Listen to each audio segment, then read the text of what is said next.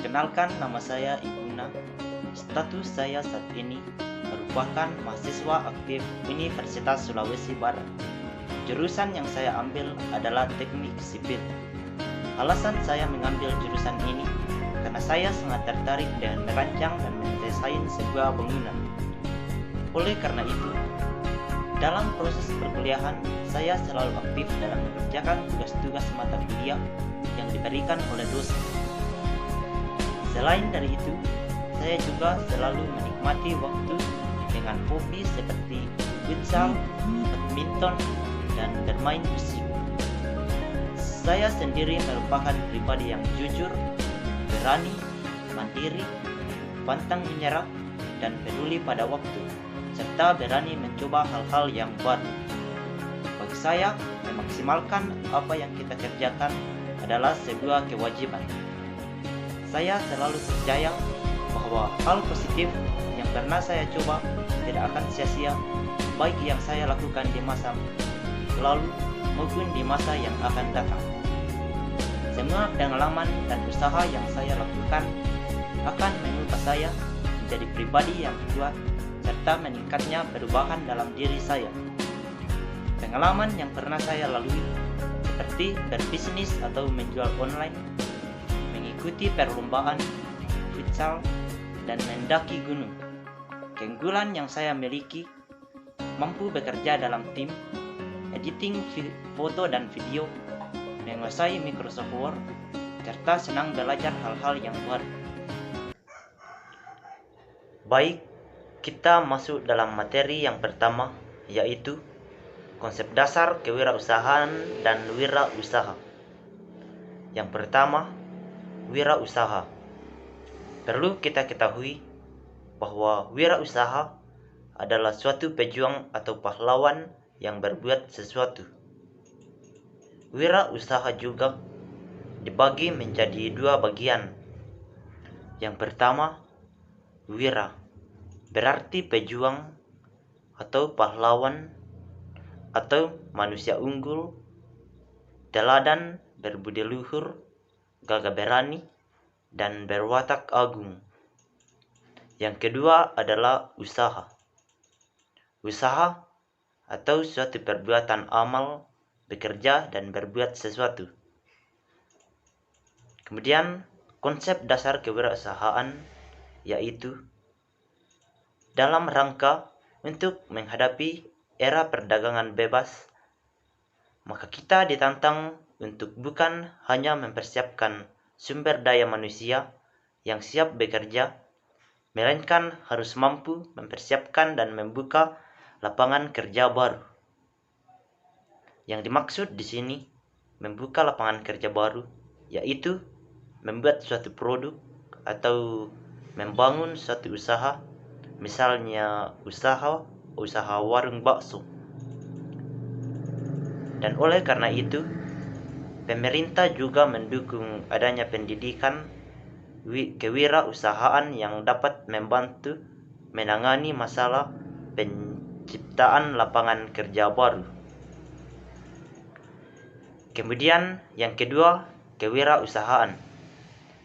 Kewirausahaan atau dapat diistilahkan sebagai entrepreneurship atau menanggung sebuah risiko, mengalokasikan modal dan memobilisasi. Definisi kewirausahaan yaitu sebuah proses menciptakan suatu yang lain dengan menggunakan waktu dan kegiatan disertai modal jasa dan risiko serta menerima balas jasa, kepuasan dan kebebasan pribadi. Kemudian sifat dari kewirausahaan yaitu menghasilkan produk baru dengan cara baru pula, menemukan peluang pasar baru dengan menghasilkan produk baru pula, mengkombinasikan faktor produksi dengan cara baru. Kemudian kita masuk dalam materi yang kedua, yaitu konsep dasar kewirausahaan. Secara etimologi, perkataan kewirausahaan berasal dari kata entreprendre atau bahasa Perancis yang berarti melakukan. Dengan demikian, kewirausahaan bukanlah bakat dari lahir atau milik etnis atau suku tertentu. Kewirausahaan bukanlah mitos, melainkan realistik yang dapat dipelajari melalui proses pembelajaran, pelatihan, simulasi, dan magang secara intens. Kewirausahaan juga adalah seorang katalisator. Mereka adalah orang yang melakukan tindakan sehingga suatu gagasan bisa terwujud menjadi satu kenyataan. Dan wirausaha adalah seorang yang mengorganisasikan dan mengarahkan usaha dan memberdayakan suatu organisasi untuk produksi produk baru atau menawarkan jasa baru kepada pelanggan baru dan dalam suatu pasar yang baru. Karakteristik seorang wirausaha adalah berprestasi tinggi, pengambil resiko, pencari status, percaya diri, tingkat energi tinggi, kemampuan berpikir, dan kemampuan pribadi. Nilai kewirausahaan dalam organisasi bisnis. Memang memulai bisnis tidak semudah yang dibayangkan. Tidak sedikit orang yang tidak kunjung melangkah karena begitu banyak pertanyaan yang belum terjawab, bahkan keraguan sehingga membuat banyak orang menghasilkan waktu untuk merenung tanpa melakukan apa-apa. Dalam dunia bisnis, kesuksesan dan kegagalan adalah hal yang sudah lumrah. Masalahnya, apakah mereka sanggup mengatasi kegagalan untuk bangkit kembali, mengejar keberhasilan? Karena itulah sebetulnya tantangan para wirausaha dalam dunia bisnis. Kemudian, peran kewirausahaan dalam pendidikan. Wirausaha dalam pendidikan merupakan kerja keras yang terus-menerus dilakukan oleh pihak institut, terutama pimpinan dalam menjadikan institutnya lebih bermutu. Konsep kewirausahaan ini meliputi usaha membaca dengan cermat adanya sesuatu yang baru dan inovatif. Kita masuk dalam materi yang ketiga, yaitu tata kelola dan etika bisnis. Yang pertama, tata kelola. Berbicara tentang tata kelola bisnis, maka akan selalu berkaitan dengan etika bisnis. Etika bisnis lebih luas dari ketentuan yang diatur oleh hukum, bahkan merupakan standar yang lebih tinggi dibandingkan standar minimal ketentuan hukum, karena dalam ketentuan bisnis seringkali kita temukan wilayah abu-abu yang tidak diatur oleh ketentuan hukum. Inti dari tata kelola perusahaan adalah agar pihak-pihak yang berperan dalam menjalankan perusahaan memahami dan menjalankan fungsi dan peran sesuai kewenangan dan tanggung jawab. Yang kedua, etika bisnis. Etika bisnis merupakan studi yang disukseskan mengenai moral yang benar dan salah.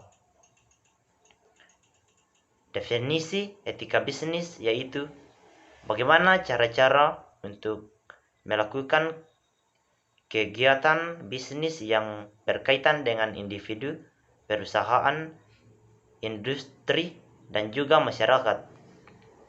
Semua ini mencangkup bagaimana kita menjalankan bisnis secara adil sesuai dengan hukum yang berlaku dan tidak tergantung pada kedudukan individu atau perusahaan di masyarakat. Prinsip etika bisnis dibagi menjadi 5, yaitu prinsip otonomi atau sikap dan kemampuan manusia dalam mengambil keputusan. Yang kedua, prinsip kejujuran bisnis tidak akan bisa bertahan lama kalau tidak didasarkan dengan kejujuran. Yang ketiga, prinsip keadilan setiap orang diperlukan secara sesama sesuai dengan aturan yang adil dan sesuai kriteria yang rasional objektif. Yang keempat, prinsip saling menguntungkan bisnis dijalankan sedemikian rupa sehingga menguntungkan semua pihak. Dan yang kelima, prinsip integritas atau moral perlu menjalankan bisnis dengan tetap perlu menjaga nama baik orang-orangnya maupun perusahaannya. Kemudian, jika etika kita kurang baik, maka orang lain akan menilai kita secara negatif. Kemudian, jika dalam hal sehari-hari kita sudah terbiasa menerapkan etika yang baik, maka akan terbiasa atau terbawa hingga kita bekerja. Materi yang keempat yaitu penerapan Green and Blue Economy untuk pengembangan wirausaha. Upaya memanfaatkan lingkungan dalam rangka memenuhi kebutuhan hidup manusia untuk meningkatkan kehidupan dan kesejahteraan. Oleh karena itu, kegiatan ekonomi dan lingkungan memiliki keterkaitan satu dengan yang lainnya. Pengembangan didasarkan pada pengetahuan yang membahas tentang ketergantungan manusia secara ekonomis terhadap ekosistem alam dan akibat dari efek aktivitas ekonomi manusia terhadap global warming. Blue economy atau ekonomi yang memanfaatkan sumber daya laut secara berkelanjutan untuk pertumbuhan ekonomi, peningkatan mata pencarian pekerjaan, dan kesehatan ekosistem laut. Jenis usaha ramah lingkungan untuk pengembangan kewirausahaan. Yang pertama, pemanfaatan limbah botol sebagai souvenir. Yang kedua, pemanfaatan limbah pelepah kelapa sawit sebagai bahan baku briket arang. Ketiga, pemanfaatan limbah kaca dan kaleng sebagai bahan pembuatan lampu hias. Yang keempat, pemanfaatan limbah kertas sebagai bahan daur ulang. Yang kelima, bisnis tanaman hidroponik dan pembuatan pupuk organik. Selanjutnya, materi yang kelima tentang tanggung jawab sosial perusahaan. Konsep tanggung jawab sosial perusahaan telah dikenal sejak awal 1970, yang secara umum diartikan sebagai kumpulan kebijakan dan praktik yang berhubungan dengan nilai-nilai pemenuhan ketentuan hukum, penghargaan masyarakat, lingkungan, serta komitmen dunia usaha untuk berkontribusi dalam pembangunan secara berkelanjutan. Ada dua pandangan tentang kepada siapa perusahaan bertanggung jawab sosial. Yang pertama, model pemegang saham dan model pihak yang berkepentingan. Pandangan ini disebut model pemegang saham karena satu-satunya tanggung jawab sosial yang dimiliki dunia usaha dalam memaksimalkan keuntungannya. Yang kedua adalah model pihak yang berkepentingan.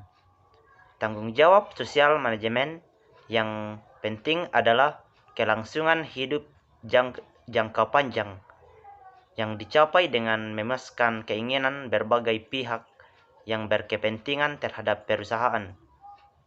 Jadi, dari model yang kedua ini, yang terpenting adalah jangka panjang atau bagaimana agar sebuah usaha kita terus bertahan ke depannya dan semakin berkembang.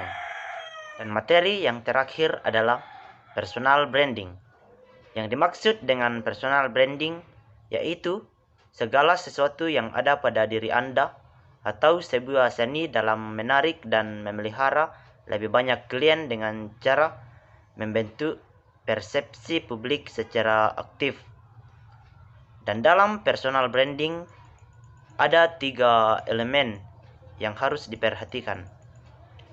Yang pertama, yo, atau seorang yang melalui sebuah polesan dan metode komunikasi yang disusun dengan baik atau dirancang untuk menyampaikan hal penting kepada target market.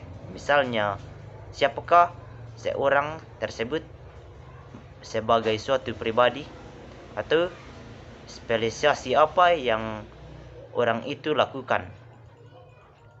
Kemudian yang kedua, promosi atau sebuah janji tanggung jawab untuk memenuhi harapan yang timbul pada masyarakat. Kemudian yang ketiga, relationship atau sebuah personal branding yang baik akan mampu menciptakan suatu relasi yang baik dengan klien.